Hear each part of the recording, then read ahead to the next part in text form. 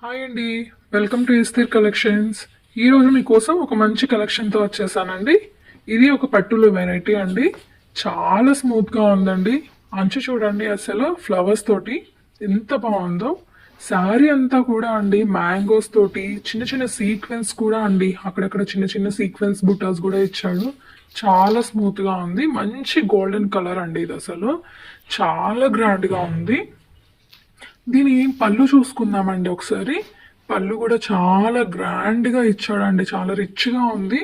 And ఇదే green తోటి మనకి బ్లౌజ్ కూడా చిన్న చిన్న బుట్టాస్ తోటి బ్లౌజ్ కూడా ఇచ్చేసాడు.